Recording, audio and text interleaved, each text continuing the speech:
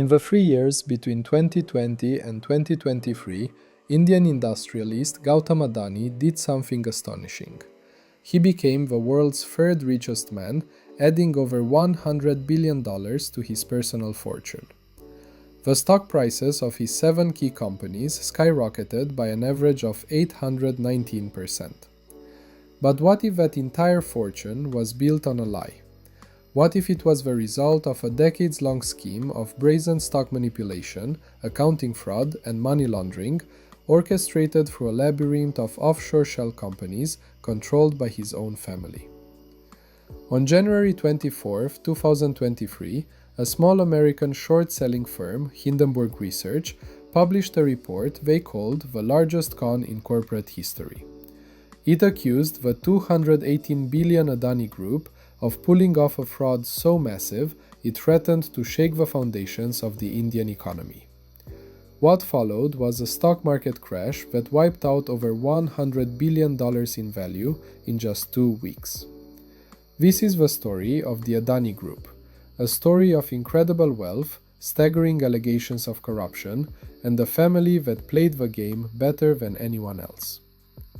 The core of Hindenburg's allegations centered on Gautam Adani's older brother, Vinod Adani. Operating from the shadows, Vinod allegedly managed a vast network of offshore entities. Hindenburg identified 38 shell companies in Mauritius alone, with more in Cyprus, the UAE, and the Caribbean. These weren't real companies. They had no employees, no independent addresses, and no real operations. Yet they were moving billions of dollars. Their purpose was twofold. First, stock parking.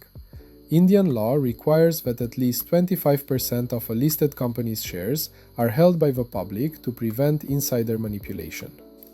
Hindenburg alleged that these offshore shells, secretly controlled by the Adani family, were pretending to be public investors.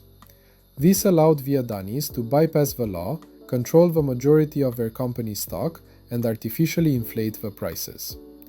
Analysis of trading data showed that on some days, these suspicious offshore entities accounted for up to 47% of the trading volume in Adani stocks. It was a classic case of manipulative trading. Second, money laundering. The shells would send money to private Adani companies in India. This money was then used to either prop up the balance sheets of the publicly listed companies to make them look healthier, or funneled to other parts of the empire where cash was needed. This wasn't the Adani family's first run-in with the law. The Hindenburg report highlighted a pattern of alleged criminal activity where family members accused of fraud were not punished but promoted. Gautam's younger brother, Rajesh Adani, was arrested at least twice over allegations of forgery and tax fraud in a diamond trading scheme in the mid-2000s. His reward? He was later promoted to be the managing director of the Adani Group. Gautam's brother-in-law, Samir Vora, was accused by regulators of being a ringleader in the same diamond scam and repeatedly lying to them. His punishment? He was promoted to executive director of the critical Adani Australia division. The message was clear. Within the Adani empire, loyalty was valued above the law. The group had faced 4 major government fraud investigations before Hindenburg, totaling an estimated $17 billion in alleged corruption. Each time they emerged more powerful. A question hangs over this entire story. Where were the regulators? Hindenburg accused India's securities regulator, SEBI, of being more inclined to protect the perpetrators than punish them. For years, SEBI had been investigating the very same offshore funds Hindenburg identified, but had taken no concrete action. Even after the 2023 stock crash, the response was muted. In September 2025, SEBI dismissed some of the key allegations against the Adani Group, even as the company faced far more serious charges abroad. The report argued that the Adani Group had become so powerful, so politically connected, that it was effectively above the law in its home country. While Indian regulators were lenient, American authorities were not. In November 2024, the US Department of Justice unsealed an indictment against Gautam Adani himself. The charges were severe: securities fraud, wire fraud, and conspiracy to violate the Foreign Corrupt Practices Act, alleging a massive bribery scheme. The news sent Adani stocks plunging by up to 20% in a single day, wiping out another $27 billion in market value. The con that had been so successful at home was now exposed on the world stage. What can we learn from the Adani Group saga? 1. Family control can equal total opacity.